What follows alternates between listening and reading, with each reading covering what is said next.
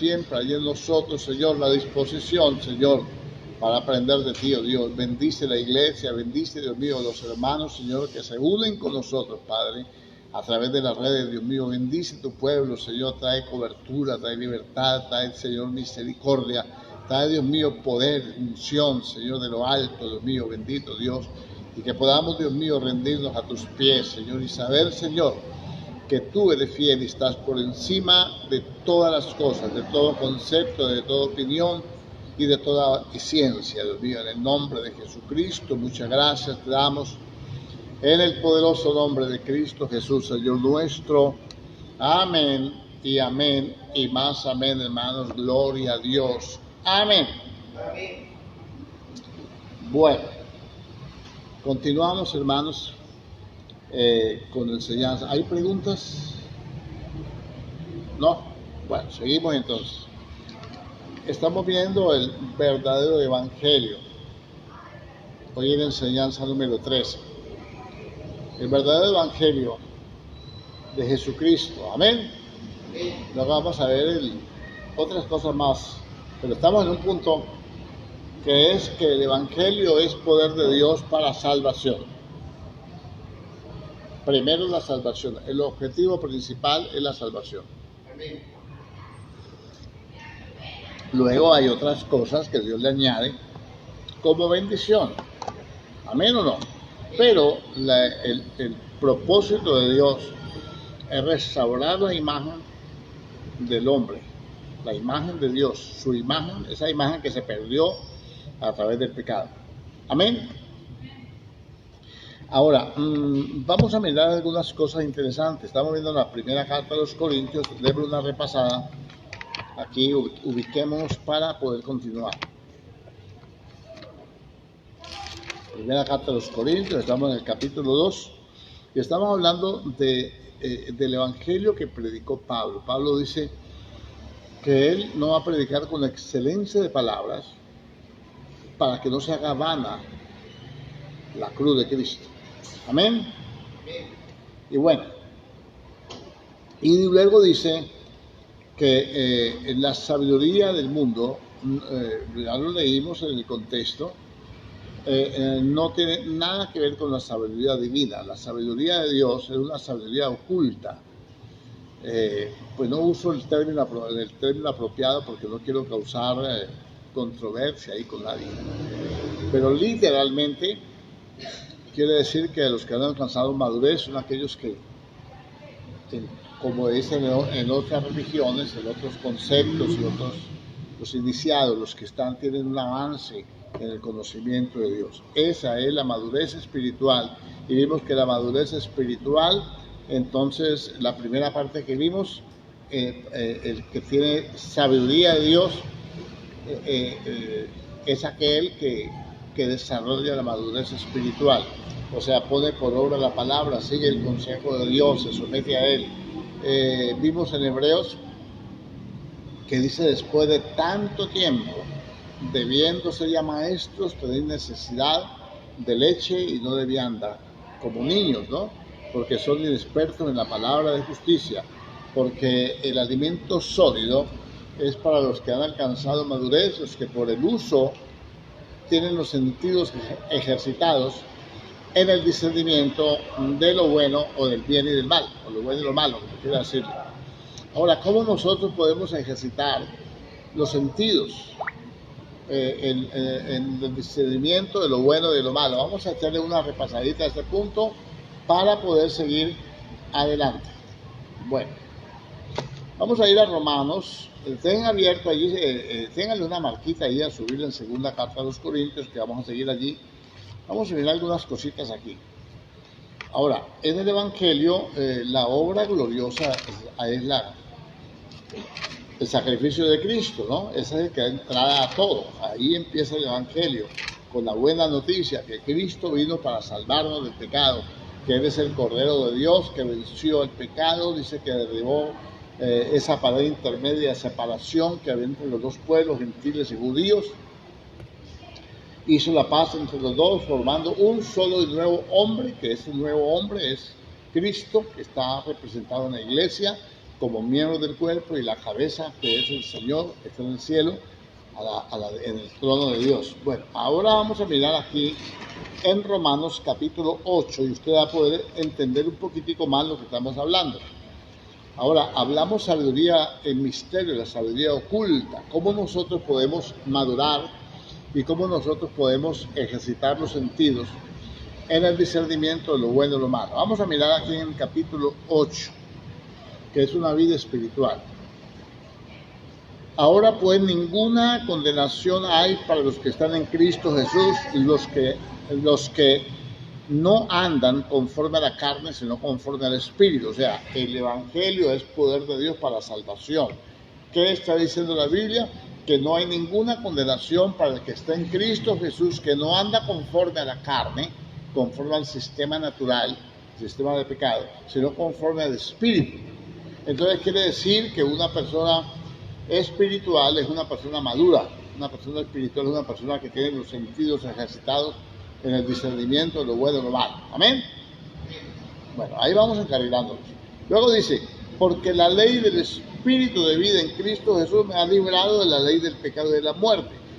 Cada cosa tiene tanto el pecado como la salvación, como son leyes espirituales. ¿Qué es una ley? Es un principio que rige, que controla un comportamiento, digámoslo así. Amén. La ley del Espíritu de vida en Cristo Jesús me ha librado. Entonces la ley, los principios de Dios, el principio de Dios es la salvación. Para darnos la salvación, Cristo muere en la cruz del Calvario, nos da el Espíritu, y el Espíritu viene a enseñarnos la palabra de Dios, a aclararnos las cosas, a redarguirnos, a corregirnos, a enseñarnos y toda esta cuestión. Amén. Entonces ahora, esa es un principio, esa es una ley. Si uno rompe ese principio, si rompe esa ley, entonces ya no funciona el resto, se desarticula todo. Dice, porque lo que era imposible, me libra de la ley del pecado y de la muerte. ¿Cuál es la ley del pecado? La ley del pecado es producir muerte. El principio del pecado es llevar a la condenación. Entonces, al ser libres nosotros, entonces ya podemos nosotros decir, no, el pecado no tiene nada que ver conmigo, ya estoy libre de eso, ya fui perdonado, ya, etcétera. ¿Me está entendiendo, cierto? ¿Por qué? ¿Por qué dice así? Porque lo que era imposible para la ley, por cuanto era débil por la carne. La ley era débil por mi debilidad carnal, porque la carne, la ley no transforma a nadie. La ley no cambia a nadie. La ley es un manual de preceptos, unos principios que hay que guardar, que hay que corregir, que hay que tener, pero no el conocimiento de la palabra, el conocimiento de la ley no libra a nadie. Se necesita del espíritu de vida, se necesita por eso es que hay tanta confusión. La gente cree que porque sabe mucha Biblia está caminando bien, pero hay gente que habla mucha Biblia, pero no hace ni poquito de la Biblia. ¿Amén o no? ¿Estamos entendiendo? Entonces, lo que era imposible para la ley, por cuanto era débil, la ley era débil. ¿Por qué? Porque la carne se controla, hermano, por los pensamientos, por el alma, por los pensamientos. Amén. Por eso, para que haya una vida espiritual, para que haya madurez, se necesita una renovación del entendimiento. ¿Estamos aquí o no? Entonces, como era débil por la carne, Dios, enviando a su Hijo en semejanza de carne de pecado, no con carne de pecado, no, en semejanza de carne de pecado, y a causa del pecado condenó al pecado en la carne. ¿En la carne de quién? En la carne de Cristo. Sobre su cuerpo condenó el pecado. El pecado quedó allí y allí el Señor lo pulverizó, lo acabó. ¿Por qué? Porque Cristo no cometió pecado. Y el pecado vino sobre Cristo, pero el pecado nuestro. Amén. Él no cometió pecado, él no merecía ninguna condenación, porque él no pecó, él fue obediente hasta la muerte y muerte de cruz. Ahora, ese pecado vino y como él lo tomó sin tener culpa él, entonces él está recibiendo un juicio por un pecado que él no cometió. Entonces los que cometimos el pecado quedamos libres del pecado. Se llama justificación. Eso lo vamos a ver más despacio cuando avancemos más. Ahora aquí usted empieza a ver cómo se controla, cómo es que nosotros podemos madurar. Amén. ¿Cómo vamos a madurar para que el ejercitando los sentidos en el discernimiento de lo bueno y lo malo? Verso 5. Porque los que son de la carne piensan, pensamientos activan los sentidos, la mente activa los sentidos,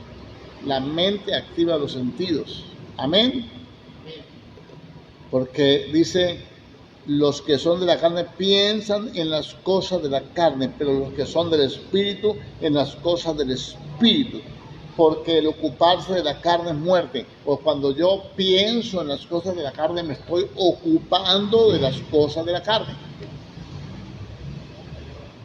Hay gente que en diciembre se ocupó más de la Navidad, más de los festejos, más de las comidas, más de todo eso, que de su responsabilidad con Dios, de la gratitud que tiene que haber en nuestro corazón para con Dios. Hay gente que se ocupó más de los regalos, de agradar a la familia, de agradar a los vecinos, de agradar a los visitantes, de la ropa y todo eso se puede hacer, pero que la mente esté puesta ahí, entonces me hace carnal. Por eso el alimento sólido, las revelaciones de las que estamos hablando en la primera carta de los Corintios, capítulo 2, cosas que ojo no vio, no he oído yo, la sabiduría oculta, la que Dios reservó para los que le amamos, porque los que le amamos a Dios, nuestra mente está puesta del Espíritu. ¿Sí o no? Usted tiene puesta su mente en las cosas de Dios, en las cosas espirituales, diga amén. Entonces no hay ninguna condenación y nadie lo puede examinar, nadie lo puede juzgar. Lo vamos a ver ahora. Quiero que estos versículos queden claros en su mente y los tenga ahí para cuando vamos allá. Porque el ocuparse de la carne es muerte, o sea, condenación, pero el ocuparse de el Espíritu es vida y paz. Aquí nos aclara todo. Aquí nos aclara en este capítulo, de estos versos, cómo es que logramos nosotros ejercitar los sentidos en el discernimiento de lo bueno y lo malo. Cuando yo solamente pienso en las cosas de la carne, entonces me hablan a mí, me corrigen. Déjenme le pongo un ejemplo de tantos. Si uno le dice a una persona, mire, la televisión tiene sus conflictos, hay televisión que usted no debe ver, no debe pasar tanto tiempo pegado de ese televisor viendo novelas, aprendiendo nomás de chismes, aprendiendo de odio, de resentimiento, de todo lo que se teje en una novela. Entonces cuando la persona tiene la mente puesta en la carne, dice, no, yo no voy a dejar de ver mi novela, que diga lo que quiera, yo no voy a dejar de ver mi novela. Allá él, ese es el problema de él, no, el problema no es mío, yo estoy enseñando. Y si yo no quiero aceptar, es un problema, no es mío. No es mío. Amén. Entonces no acepta, entonces no ejercita los sentidos en el discernimiento de lo bueno y lo malo, cuando él debe pensar mis sentidos, está hablando de la mente. Cuando yo empiezo a pensar, entonces mis sentidos empiezan a recibir las leyes, los principios en los cuales Dios trabaja con nosotros. ¿Amén o no?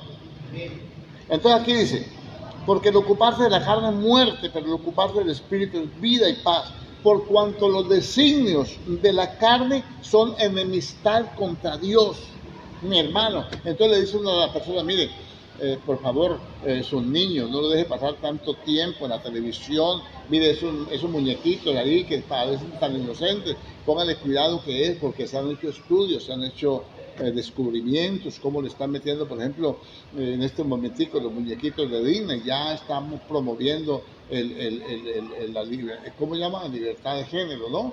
Y libertad, toda esa basura del diablo que hay hoy en día, los están poniendo muñequitos homosexuales, que los niños con niños y niñas con niñas. Y eso, mire, por favor, eso, ay, pero tampoco, ellos no saben de eso, no sea religioso, no sea exagerado. Entonces, esa persona no discierne, no tiene los sentidos ejercitados en el discernimiento. Ella no puede entender lo bueno, lo malo, lo feo. No lo puede entender, no lo puede separar, no puede examinar nada. Eso es discernimiento. Discernimiento es separar para conocer. ¿Alguna vez usted ha ido a algún restaurante y usted que le gusta la cocina, que sabe cocinar y todo, decir un plato, este plato no sé qué, y usted coge con los cubiertos, ¿sí? Esto lleva de esto, lleva de esto, lleva de esto, lleva de esto, lleva de esto, lleva de esto, lo voy a hacer? ¿Sí o no? ¿Alguna vez le ha pasado?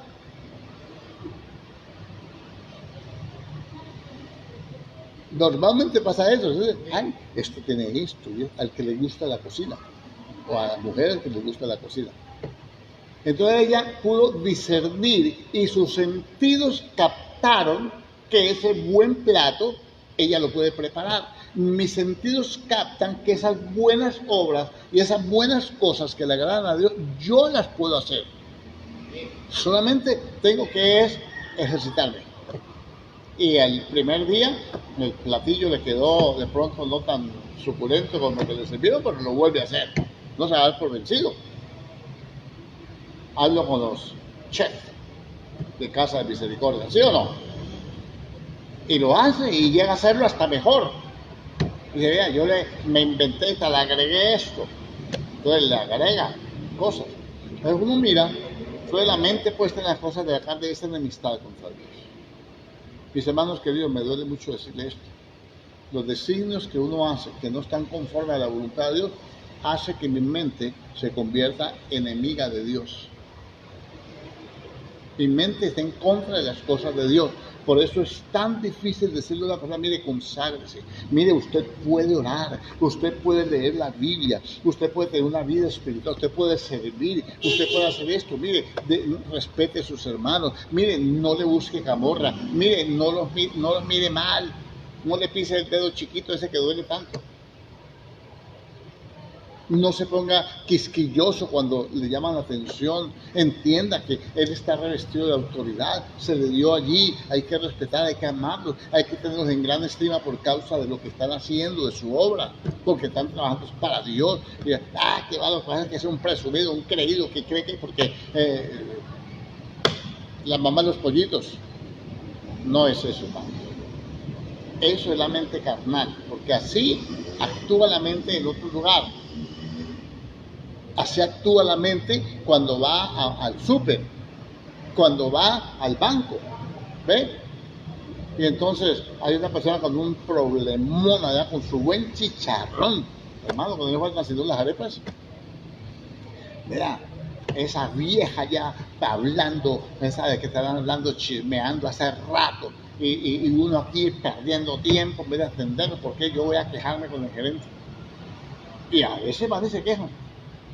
Y viene el gerente de aquí, lo que pasa, no, gerente, que ni siquiera viene para que me ayude, porque esto está más enredado que un bulto de anzuelos.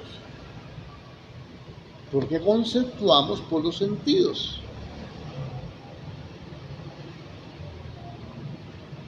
Yo puedo comprobar eso de muchas formas. Yo quiero que usted aprenda, porque estamos hablando del verdadero evangelio, un evangelio de poder. ¿Poder para qué? Para poder controlar la naturaleza antigua con la cual tenemos que luchar. Poder controlar nuestra mente, nuestras actitudes. ¿Amén? Porque el ocuparse de la carne es fuerte, pero el ocuparse del espíritu de vida y paz. Por cuanto los designios de la carne son enemistad contra Dios, porque no se sujetan a la ley de Dios, ni tampoco pueden. Una persona que ande con la mente puesta en las cosas del mundo no puede sujetarse. Mire, vamos a tener un culto de bendición, vamos a orar por la familia, vamos a un culto de oración, vamos a orar por sus hijos, vamos a orar por los enfermos. Yo no tengo ningún enfermo, yo me voy a ver en la novela. Es más importante para mí la novela que el cuerpo de Cristo. Por eso es que la Biblia dice, hermano, dice, si comiéramos y bebiéramos del pan y bebiéramos de la copa, sin discernir el cuerpo del Señor, juicio comemos y bebemos para nosotros mismos.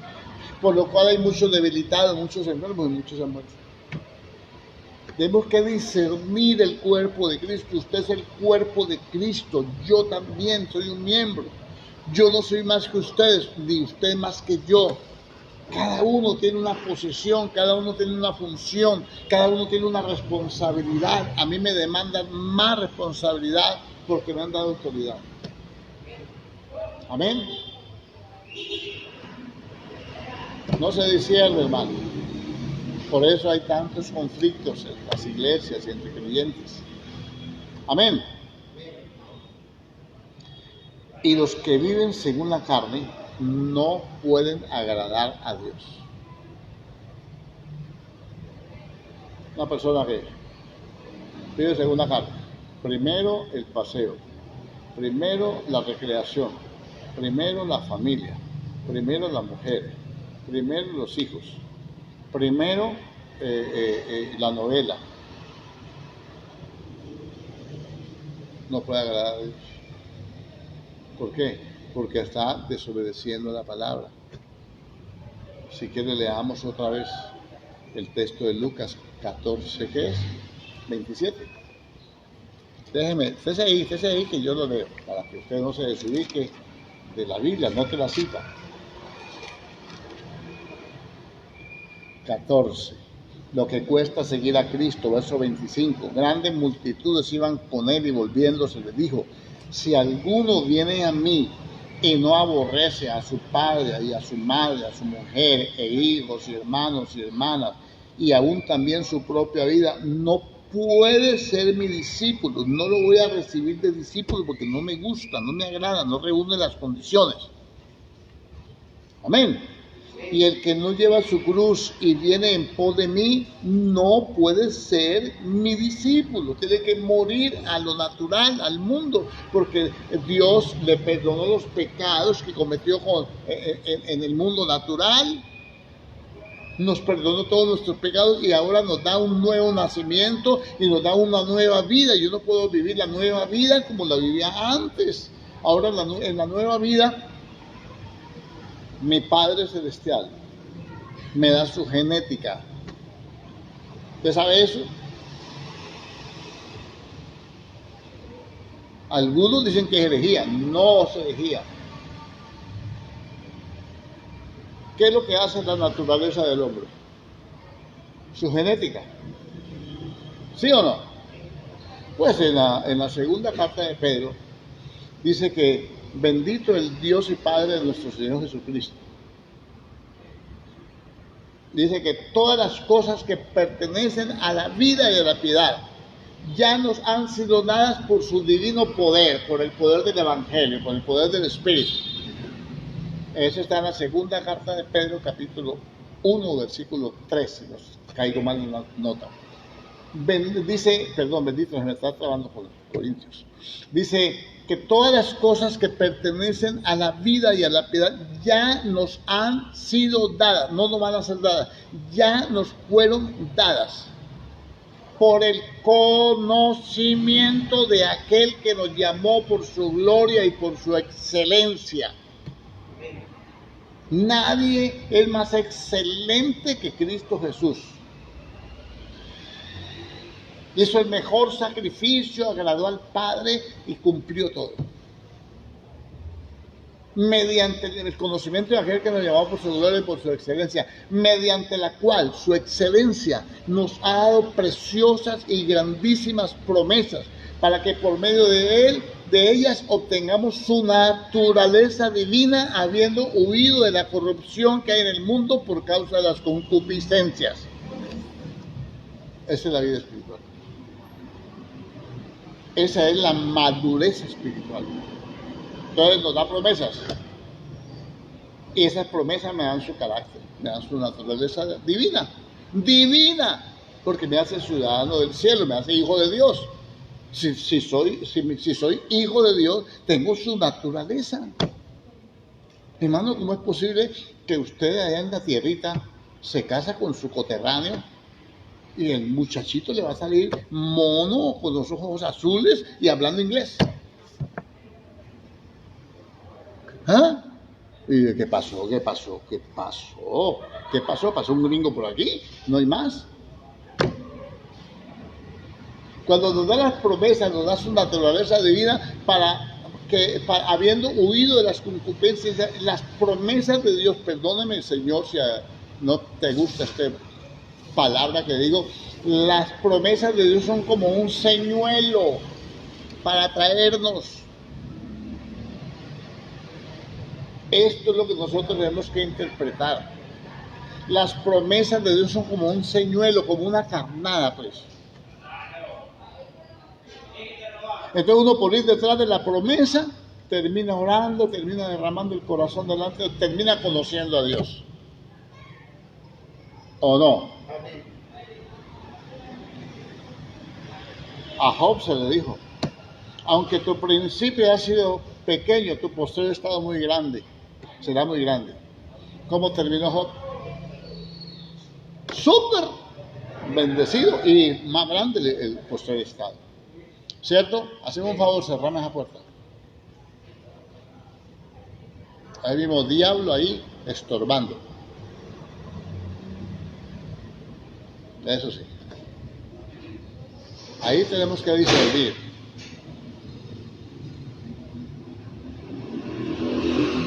¿Amén o no? Entonces, mi hermano, ¿cómo vamos nosotros a madurar, a tener madurez espiritual? La mente puesta en las cosas del Espíritu. Son vida y son paz.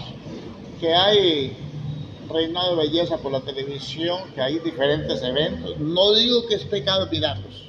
Yo no he dicho que es pecado mirarlos. Pero eso, mi mente no puede estar puesta en eso. Si lo prendí allí, están pasando y eso no me impide nada porque no tengo, ya hice lo que tenía que hacer y todo. Usted no peca por mirar televisión, no vamos a llegar a los extremos, puede decir que mirar televisión es pecado. Porque entonces, ¿qué hacemos con los canales cristianos? Estoy hablando de la mente puesta en las cosas de la carne. Entonces estoy esperando que salga la reina de tal parte, porque esa reina tiene unas piernotas de las que me gustan a mí. Yo quiero ver si gana. Mentira, no estoy viendo el reinado, estoy esperando que salga la reina fulana de tal. Porque la carne le está atrayendo. No va a madurar.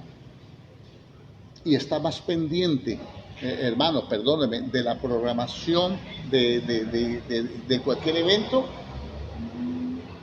que se olvida hasta de que tiene que orar, se olvida hasta que es cristiano.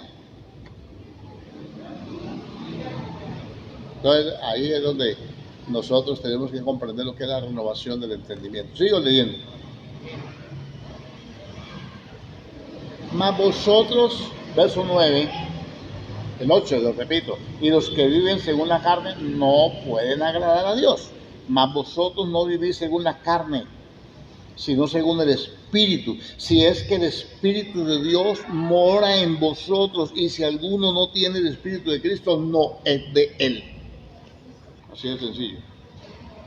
Mas vosotros no vivís según la carne, si es que el Espíritu mora. Cuando el Espíritu está morando en nosotros, el Espíritu nos anhela celosamente. El Espíritu nos conduce a la oración, nos conduce a Cristo. El Espíritu nos redarguye. Hermano, usted no me vaya a decir a mí que si usted es un cristiano de verdad, porque el Espíritu da testimonio, ¿cierto que sí? Usted se arrodilla a orar y tan pronto va el Padre en el nombre de Jesús, ahí viene el Espíritu y le dice: acordate lo que hiciste ahora. No lo viene a acusar, lo viene a redarguir. Y usted se acuerda inmediatamente que acabó de tener la pelotera del siglo, se comportó mal, de pronto se le salió una mala palabra. Si se le salió era porque esa palabra estaba por dentro, porque en la abundancia del corazón habla la boca. Una ofensa. Entonces, ay, Padre, perdóname, Señor. Usted dijo que venía a pedirle al Señor para el arrendo. Y se acordó. Inmediatamente se coge. El Espíritu le dijo: ponete en paz con Dios. Y empieza usted a confesar el pecado, hermano, y empieza el Espíritu Santo a mostrarle versículos, y empieza usted a orar, y ya se le olvidó a qué iba. Se le olvidó porque terminó en la presencia de Dios. Eso es lo que hace el Espíritu. Eso es lo que nos da su naturaleza en las promesas. Y le dice el Espíritu: si no perdonas a tu prójimo, Dios tampoco te perdona. ¿Y ahora qué hago? Termina la oración y lo primero que hace es irse a buscar al prójimo, a ponerse en paz. ¿Sí o no? Bueno, al menos así lo veo yo. Ahora aquí dice, pero si Cristo está en vosotros, si Cristo está en vosotros, el cuerpo en verdad está muerto. Este no reacciona. Este cuerpo de carne no reacciona ante el mundo. No reacciona. A causa del pecado. ¿Por qué? ¿Por qué no reacciona? Porque ya lo dijo, por favor, remítase otra vez al versículo 2. Porque la ley del Espíritu de vida en Cristo Jesús me ha librado de la ley del pecado y de la muerte. Leyes. Usted va a hacer una instalación eléctrica, se dañó un tomacorriente en la casa, usted va y compra el tomacorriente, dice lo voy a hacer, lo va a poner. Hay leyes. Han lavado la casa, el piso está mojado. Usted no sabe de eso, no sabe si no ha visto hacerlo a los demás. Y coge el atornillador, coge unas pinzas, alicate, playos, como llaman por allá, por otro lado, y le mete la mano. Y como usted está parado sobre una superficie húmeda, ¿qué le pasa corriente? La ley de la energía, de la polaridad. ¿Ve? Uno tiene corriente. Son leyes. Todo lo impacta. Llama corriente estática la que nosotros tenemos. Corriente estática. Por ejemplo, si usted va a desarmar un computador, lo primero que usted va a hacer es, aquí toca la pared o toca el piso para descargar la corriente estática que usted tiene, porque cuando usted le mete la mano al computador, le saca una memoria RAM, la quema. Desarmándolo nomás. Apenas para ver qué tiene malo. Pues tenía malo esto, pues usted lo dañó esto otro. Así pasa con las leyes espirituales. Entonces la ley del Espíritu me ha librado del pecado y de la muerte. Ahora aquí dice, si Cristo está en vosotros, el cuerpo a la verdad está muerto a causa del pecado, mas el Espíritu vive a causa de la justicia. Y cuando usted va a tomar va a hacer el cambio del tomacorriente y está mojado, usted se busca un tapete, un pedazo de madera, una tabla, y encima le pone un tapete de caucho y se sube allí sin tener las manos húmedas ni la herramienta mojada. No pasa nada. Esa ley que lo aísla del peligro. La ley del Espíritu nos aísla del peligro del mundo, del peligro de la carne, del peligro de los sentidos. Y ya el cliente no anda diciendo, no, pues yo opino, yo creo, yo pienso, sino que dice, Dios dice. Yo pienso, entonces yo le contesto, tus pensamientos no son mis pensamientos y tus caminos son mis caminos. No, pero es que yo no creo que eso sea malo, no es lo que usted crea, es lo que Dios dice, Él es el que da las leyes. Seguimos. Y es el espíritu de aquel que levantó a los muertos, a Jesús, el espíritu de aquel, el espíritu de Dios, que levantó a los muertos a Jesús, mora en vosotros. El que levantó de los muertos a Cristo Jesús, eso es lo bonito. Dice, vivificará también vuestros cuerpos mortales. Usted se muere, un día se muere, lo llevan a la 25 a que descanse allá, que reviente espalda, que duerma, y ese mismo espíritu que resucitó a Jesucristo lo va a levantar entre los muertos para presentarlo delante de Dios. ¿Sí o no? Entonces, cuando uno tiene los sentidos puestos en el Espíritu, las cosas de Dios. Estamos viendo este tiempo que estamos viviendo, tiempo de pandemia, tiempo de plaga, tiempo de muertos. No sirve el dinero para contrarrestar la pandemia, no sirven las vacunas, no sirve ninguna clase de auxilio humano, solamente Dios en su misericordia. ¿Sí o no?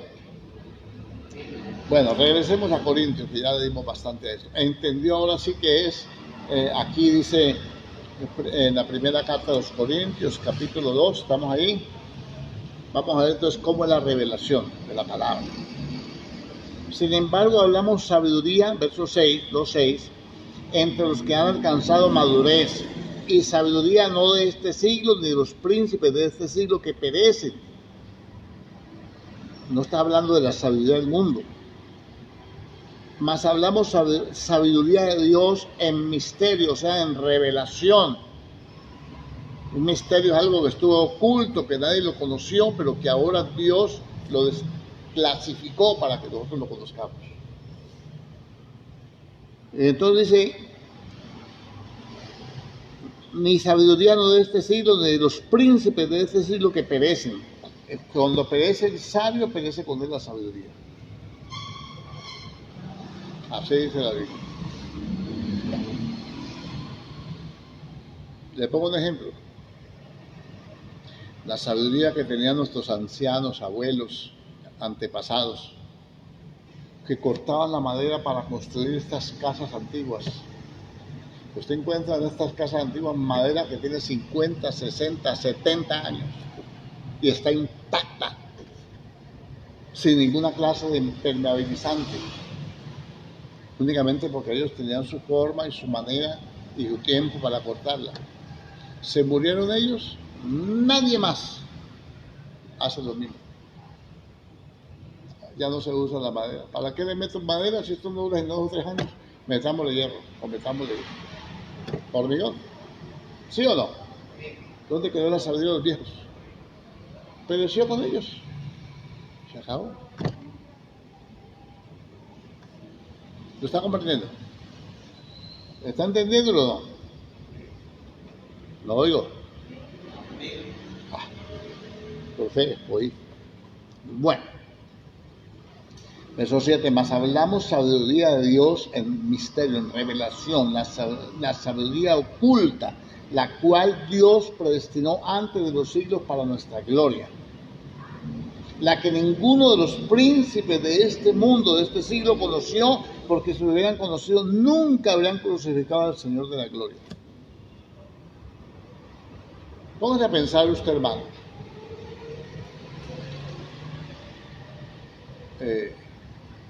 Uno mira tantas cosas, la sabiduría clama en las calles, en las puertas de la ciudad, uno ve tantos actos, ¿no? La gente se envanece con su dinero, con sus títulos y con su prosperidad, se creen más que los demás. A la final, cuando llega un momento de esto, un suceso de esto, resulta que allá en ese cuidados intensivos está la persona más prominente, más sabia, más adinerada, más allá, intubada. Y acá hay otro que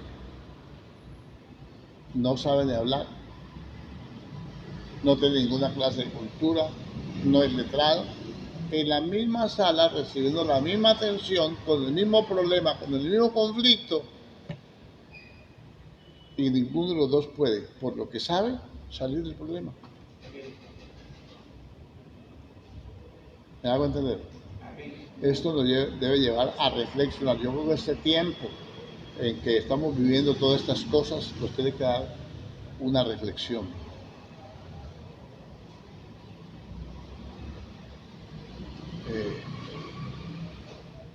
Yo pienso que estamos viviendo señales de fin. ¿Por qué la gente no lo entiende? Porque los ojos están puestos, aún predicadores, que ya no creen en el arrebatamiento después de que lo predicaron. Porque ellos están más enfocados hacia la doctrina de la prosperidad. Miren lo que acaba de pasar en Barranquilla. Es vergonzoso, siquiera que lo nombremos. Por respeto al Evangelio no debe nombrarse. ¿Por qué se niega el arrebatamiento y por qué se le pone fecha? Porque no tenemos puestos los ojos en el Espíritu, las cosas del Espíritu. Nuestra mente puesta en las cosas del Espíritu. Yo tengo que orar, tengo que, hermano, dice, clámame y yo te responderé. Cuando venga el Espíritu, Él le va a enseñar, Él lo va a guiar a toda verdad. Cuando yo pongo mi corazón, mi mente, mis sentidos en el Espíritu no me va a abandonar a mi suerte. Si yo soy temeroso de Dios, si yo busco de Dios, el temor de Dios no me va a dejar hacer, ni decir, ni pensar una cosa irracional, una cosa que esté contra Dios. La mente puesta en las cosas de Dios se vuelve enemiga de Dios. Yo no puedo decir, hermano, perdón, yo estoy pensando mucho en esto. A ver, ¿qué ocurre? La Biblia dice en Apocalipsis, y lo dice por todas partes, que hay un arrebatamiento. ¿Sí o no? El Señor dijo, yo vengo y los voy a tomar. Si me voy a preparar el moral, voy a preparar el lugar en la casa del Padre. ¿Sí o no? Luego vendré y los tomaré para que estén donde yo estoy. Amén. Luego viene la profecía de las 70 semanas, luego viene Tesalonicenses, luego viene Pablo con la revelación, viene Juan y toda esa cuestión. ¿Cómo alguien se atreve a decir que no hay arrebatamiento?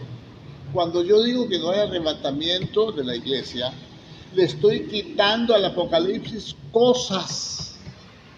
No le puedo quitar ni añadir cosas a la Biblia, especialmente al libro de Apocalipsis. Tengo que tener mucho cuidado, tengo que el Espíritu me va a guiar, que el temor de Dios tiene que estar en mí.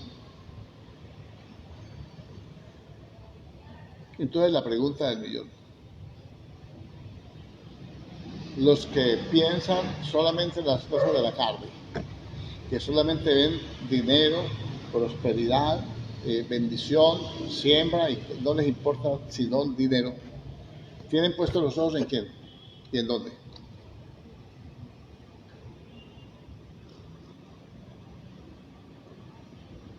¿En quién? Vamos a discernir cuál es el verdadero evangelio. Para eso estamos aquí. Para eso estamos aquí.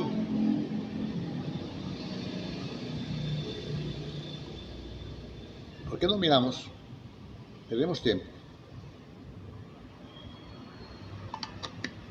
Echémosle unos 5 minuticos al libro de Ezequiel, en el capítulo 34.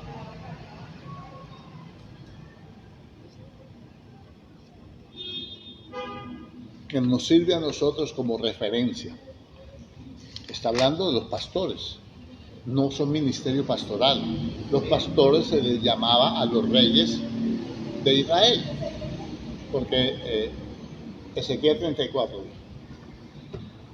se llamaban pastores en el Antiguo Testamento al pueblo de Israel, a los reyes de Israel. ¿Por qué? Porque el rey era el que iba delante del rebaño llevándolo a los lugares de pastos, ¿no? A los lugares de confort. O sea, ellos tenían que sacar el pueblo a la batalla y volverlo a entrar. Tenían que cuidar de ellos. Ellos programaban sus batallas, tenían que ser guiados por Dios, etc. Ahora dice aquí, profecía contra los pastores. Vino a mí palabra de Jehová diciendo, hijo de hombre, profetiza contra los pastores de Israel, profetiza y di a los pastores, así ha dicho Jehová el Señor.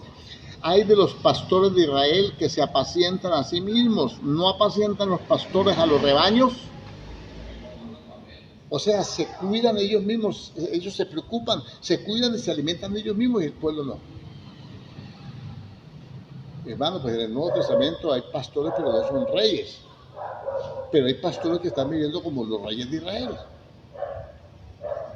Ni hablar de los palacios. Coméis la grosura y os vestís de la lana, la engordada degolláis, mas no apacentáis a las ovejas. Está hablando de los reyes. Pero cuando venimos, entonces esto es una revelación, cosas que ojo no vio, ni oído oyó. Cuando se escribió esto, no se le escribió a la iglesia. pero las cosas que antes se escribieron para nuestra enseñanza se escribieron. Pero si yo vengo a hablar de esto, me dicen, oh, esto la hermenéutica está atropellando la hermenéutica. Un momentico, esto no es hermenéutica, esto es revelación. Mire lo que dice. No fortaleciste las débiles ni curaste la enferma. No vendaste la perdiquebrada, no volviste al redil a la descarriada, ni buscaste la perdida, sino que os habéis enseñoreado de ellas con dureza y con violencia. No dice el apóstol Pedro que no debe cuidarse la grey, sino no enseñoreándose de los que están a vuestro cuidado, sino cuidando de ellos. Sigamos. Anduvieron perdidas mis ovejas por todos los montes, y en todo collado alto y en toda la faz de la tierra fueron esparcidas mis ovejas, y no hubo quien las buscase, ni quien preguntase por ellas. Por tanto, pastores, oíd palabra de Jehová. Vivo yo, ha dicho Jehová el Señor, que por cuanto mi rebaño fue para ser robado, y mis ovejas fueron para ser presa de todas las fieras del campo, sin pastor, ni mis pastores buscaron mis ovejas, sino que los pastores se apacentaron a sí mismos y no apacentaron mis ovejas. Por tanto, oh pastores, oíd palabra de Jehová. Así ha dicho Jehová el Señor. He aquí, yo estoy contra los pastores y demandaré mis ovejas de su mano y les haré dejar de apacentar las ovejas. Voy a dejar que no apacienten más mis ovejas. ¿Cuándo lo hizo? Cuando fueron a cautividad. Y nunca más hubo rey sobre Israel. Desde el capítulo 36 del segundo libro de Crónicas, nunca más hubo rey sobre Israel. Porque el próximo rey que Israel va a tener es Cristo Jesús. Amén. Ni los pastores se apacentarán a sí mismos, pues yo liberaré mis ovejas de sus bocas y no les será más por comida. Porque así ha dicho Jehová el Señor. He aquí yo mismo iré a buscar mis ovejas y las reconoceré, como reconoce su rebaño el pastor el día en que esté en medio de sus ovejas esparcidas, y así reconoceré mis ovejas y las libraré de todos los lugares en que fueron esparcidas, en el día del nublado y de la oscuridad, etc. Ahora vaya usted conmigo a Juan capítulo 10.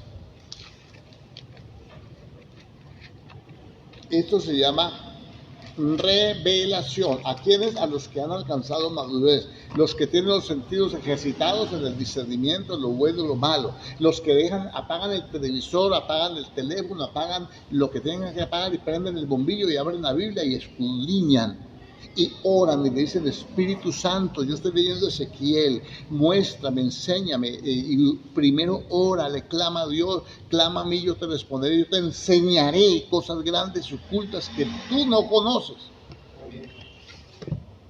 Y esto me endereza a mí si estoy andando mal. Mire, dice: volvió pues Jesús a decirles: de cierto os digo, yo soy la puerta de las ovejas, etc. Amén. Verso 14. Yo soy el buen pastor y conozco mis ovejas, y las mías me conocen, así como el Padre me conoce y yo conozco al Padre y pongo mi vida por mis ovejas. ¿No dijo el Señor? Yo mismo voy a ir por mis ovejas. Lo voy a reconocer y ellas me van a reconocer a mí. Luego usted conoce el pasaje. Yo conozco mis ovejas me conocen a mí. ¿Sí o no? Los pastores, ¿cómo nos dejaron? Esparcidas. Entonces, mire, vamos a ir, a ver, si nos acaba el tiempo, yo quiero dejar esto claro. Vamos a ir por aquí. Mateo 5.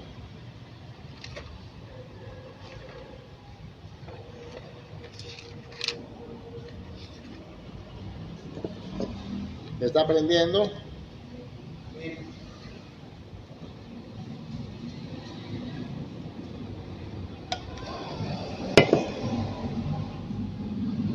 Capítulo 5. Viendo la multitud, subió al monte y sentándose vinieron a él sus discípulos. Y abriendo su boca les enseñaba. Vamos a ir a Lucas. capítulo 9 creo que es, 6, perdón, algo así, capítulo 6.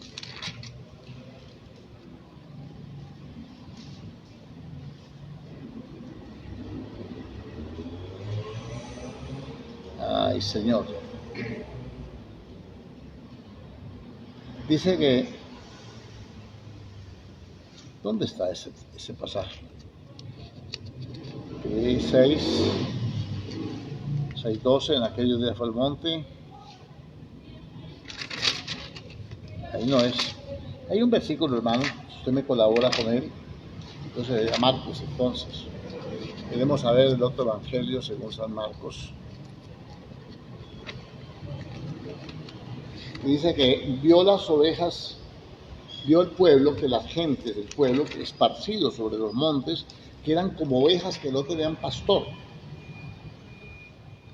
Búsquenme por. A ver, si logramos aquí rápidamente. Vamos a ver aquí, hermano. Perdóneme que me cogió desprevenido para que usted vea que lo vil del mundo escoge Dios. Lo necio, lo insensato. Vamos a ver aquí. 9:36 de Mateo. Es en Mateo, pero es el capítulo 9:36, sí. Mire, acabamos de leer Ezequiel, ¿sí? Que las ovejas andan esparcidas por los montes, no volverán más a apacentarlo, no habrá más pastor, o sea, no habrá más reyes. Por eso al Señor lo querían hacer rey, para que se cumpla la profecía, pero mi reino no es de este mundo. Ahora aquí dice, bueno, dice versículo 35, recorría Jesús todas las ciudades y aldeas enseñando en las sinagogas de ellos y predicando el evangelio del reino y sanando toda enfermedad y toda dolencia del pueblo. Al ver las multitudes, tuvo compasión de ellas porque estaban desamparadas y dispersas como ovejas que no tienen pastor. No es lo mismo que leímos en Ezequiel. Y ahora en Juan dice, yo mismo voy a reconocer, yo soy el buen pastor, yo conozco mis ovejas me conocen a mí. A los fariseos les dijo, ustedes no son de mis ovejas. Y eran israelitas, judíos. ¿Por qué? Porque ellos no lo reconocieron. Pero los leprosos sí.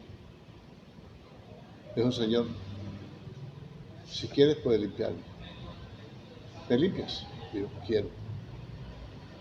Una mujer sirofenicia, Bartimeo, el ciego. ¿Lo reconocieron? ¿Sí o no? El ciego del nacimiento del capítulo 9 de Juan.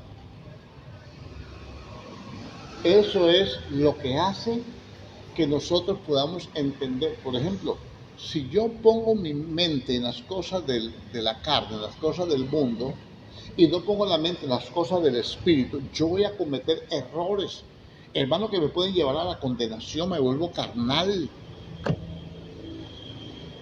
Y van a estar ustedes también desamparados como ovejas sin pastor.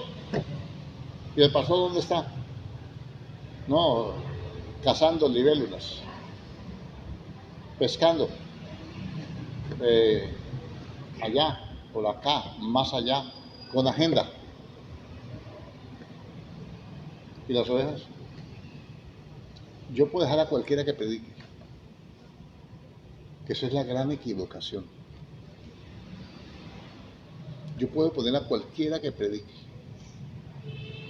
porque Dios da dones, da talentos, Dios llama. Pero una cosa es que esté alguien predicando y otra cosa es que sea el pastor de las ovejas. Él puede hacer una función pastoral, puede ser una pastora ayudante.